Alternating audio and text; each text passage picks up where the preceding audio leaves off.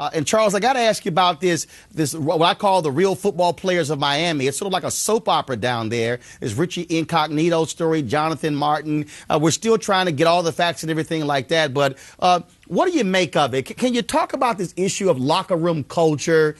Incognito's talking about use of the N-word, other black players saying that, Incognito was more black than Jonathan Martin. What do you just make of this story? It's interesting. I try to always sit back and not overreact because, man, I don't trust the press at all. And it's so much stuff going on. I'm not sure exactly what's going on, to be honest with you, because, listen, the locker room is very kind of fun-spirited. It's sexist. It's racist at times. It's all over the place. And I got no problem with that.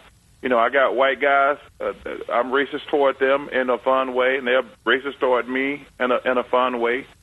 I mean, I told my teammates, anytime I went home and watched Maury Povich and the white guys did something stupid, I called my white friends and said, man, see how y'all are? And when they saw some black people doing something stupid, they called me, and it was in good nature. Mm-hmm. And we made racial jokes. We made sexual jokes. That's part of locker room culture, and I got no problem with it. I got no problem with certain forms of hazing. Obviously, I don't want anybody bullied or whatever, but I think that's part of sports, and I hope that does not change. I think the locker room should be fun. This Jonathan Martin thing is interesting because, this guy, we heard Richie Incognito on television the other day, and, Jonathan Martin texts him 1,500 times. That's a lot. I don't think you text somebody 1,500 times if they're bullying you. Right, right. And he texted him last week after he left the team, talking about, hey, man, we good. I'm sorry this thing is getting blown out of proportion. So you're like, wow, what the heck going on here?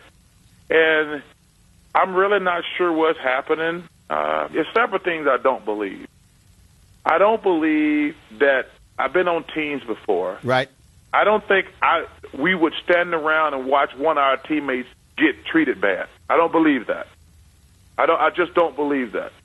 And secondly, I don't believe the general manager, told one of his players to go punch another one of his players. See, I don't know what's true, to be honest with you, Roland. Mm-hmm. And I don't want to be like one of these idiots on television who, jump to conclusions. Because, like I say, this guy had, and, I know the guy who did the interview, Jay Glazer, and when he talked about, I send texts like that to my friends all the time. They're very vulgar. I talk about their wives. I talk about their mother. We do that to each other. Right. These are my boys. And if somebody got those texts, they can make me seem like I'm a racist or I'm a homophobe or something like that. So I never react to text messages and language. Gotcha.